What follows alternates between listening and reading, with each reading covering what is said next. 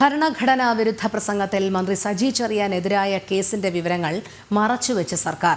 Case അന്വേഷണത്തിന്റെ വിവരങ്ങൾ നൽകാനാകില്ലെന്ന് crime branch ആസ്ഥാനത്ത് നിന്നുമുള്ള വിവരാവകാശ മറുപടി. ഒളിച്ചുകളി മന്ത്രിയെ സർക്കാരും ക്രൈംബ്രാഞ്ചും സംരക്ഷിക്കുന്നുവെന്ന ആരോപണം ശക്തമാകുന്നതിനിടെയാണ്. കോടതി നിർദ്ദേശപ്രകാരം എടുത്ത കേസിൽ മന്ത്രിയെ ചോദ്യം ചെയ്യാൻ പോലും ക്രൈംബ്രാഞ്ച് ഇതുവരെ തയ്യാറായിട്ടില്ല. ജനം ബ്രേക്കിംഗ്. ഈ വാർത്തയുടെ വിവരങ്ങളുമായി പ്രജിത് മോഹനൻ ചേരുന്നു. പ്രജിത്ത്, ഭരണഘടനാ വിരുദ്ധ പ്രസംഗത്തിൽ മന്ത്രി സജി ചെറിയാനെതിരായ കേസിന്റെ വിവരങ്ങൾ തേടുമ്പോഴാണ് അത് പുറത്തു പറയാൻ പാടില്ല എന്നുള്ള മറുപടി വരുന്നത്. ഇത് മന്ത്രിയെ സംരക്ഷിക്കുന്നതിന് വേണ്ടിയുള്ള നിലപാട് തന്നെയല്ലേ? കൂടുതൽ വിവരങ്ങൾ.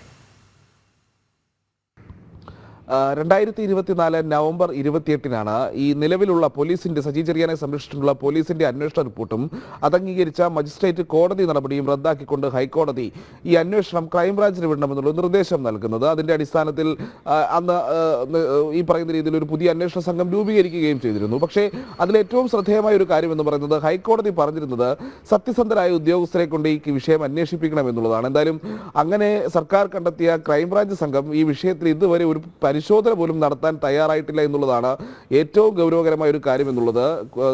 ക്രൈംബ്രാഞ്ചിന്റെ കൊല്ലം പത്തനംതിട്ട യൂണിറ്റാണ് ഈ കേസ് അന്വേഷിക്കുന്നത്. ഈ കേസുമായി ബന്ധപ്പെട്ടൊരു കേസ് രജിസ്റ്റർ ചെയ്തിട്ടുള്ള അന്വേഷണം പ്രഖ്യാപിച്ചിട്ടുണ്ടെങ്കിലും ഒരു അന്വേഷണ സംഘത്തെ രൂപീകരിച്ചിട്ടുണ്ടെങ്കിലും പ്രാഥമികമായി മന്ത്രിയെ ചോദ്യം ചെയ്യുന്നതടക്കമുള്ള നടപടികളിലേക്ക് പോലും അന്വേഷണ സംഘം കടന്നിട്ടില്ല എന്നുള്ളൊരു യാഥാർത്ഥ്യമാണ്. അപ്പോൾ സ്വാഭാവികമായും ഈ അന്വേഷണം പരമാവധി വൈകിപ്പിച്ച് നൽകുകയാണ് ക്രൈംബ്രാഞ്ച് എന്നുള്ള കാര്യത്തിൽ തർക്കമില്ല. പക്ഷേ സംസ്ഥാന സർക്കാർ നടത്തുന്ന മറ്റൊരു ഒളിച്ചുകളിയാണ് ഈ അന്വേഷണവുമായി ബന്ധപ്പെട്ടുള്ള ഒരു വിവരങ്ങളും പുറത്തുവിടാത്ത ഒരു സാഹചര്യം എന്നുള്ളത്.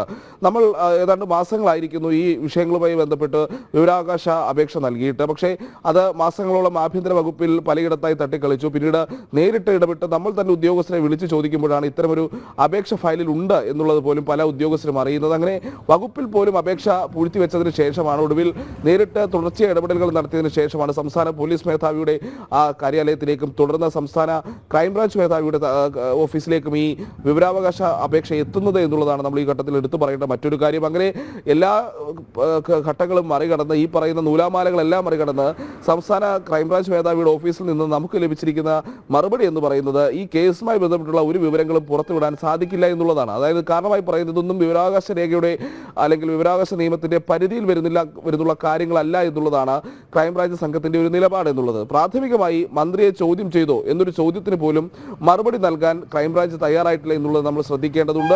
ഇത്തരം ഒരു കേസുണ്ട്, ഹൈക്കോടതി നിർദ്ദേശപ്രകാരമുള്ള ഒരു കേസ് അത് രജിസ്റ്റർ ചെയ്തിട്ടുണ്ട് എന്ന് സമ്മതിക്കുന്നതിനപ്പുറത്തേക്ക് കേസിന്റെ പ്രാഥമികമായ ഏതെങ്കിലും ഒരു നടപടിക്രമത്തെ കുറിച്ച് പോലും ഇതുവരെയും അതിലൊരു വ്യക്തത വരുത്താൻ ക്രൈംബ്രാഞ്ചോ സർക്കാരോ തയ്യാറായിട്ടില്ല എന്നുള്ളതാണ് നമ്മൾ വീണ്ടും പറയേണ്ട ഒരു കാര്യം. ഇപ്പോൾ ഏതാണ്ട് 4 മാസം കഴിഞ്ഞിരിക്കുന്നു ഹൈക്കോടതിയുടെ നിർദ്ദേശപ്രകാരം ഇത്തരമൊരു അന്വേഷണ സംഘം രൂപീകരിച്ചിട്ട്. ആ കേസ് രജിസ്റ്റർ ചെയ്ത കേസായതിനാൽ തന്നെ മന്ത്രിയുടെ മൊഴിയടക്കം രേഖപ്പെടുത്തേണ്ടതുണ്ട്.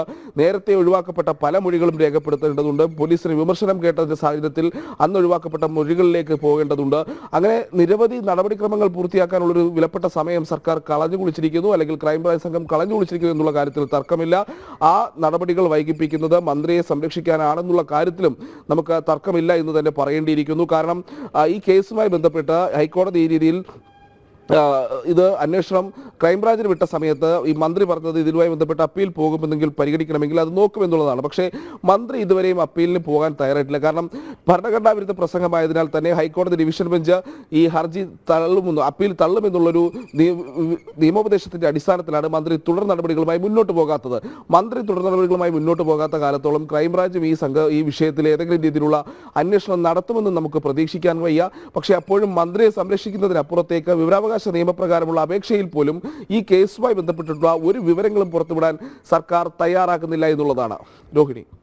ശരി പ്രജിത്ത്, ഭരണഘടനാ വിരുദ്ധ പ്രസംഗത്തിൽ മന്ത്രി സജി ചെറിയാനെതിരായ കേസിന്റെ വിവരങ്ങൾ മറച്ചുവെച്ച് സർക്കാർ. കേസ് അന്വേഷണത്തിന്റെ വിവരങ്ങൾ നൽകാനാകില്ലെന്ന് ക്രൈംബ്രാഞ്ച് ആസ്ഥാനത്ത് നിന്നുള്ള വിവരാവകാശത്തിന്റെ മറുപടി. പ്രജിത്താണ് വിവരങ്ങൾ നൽകിയത്.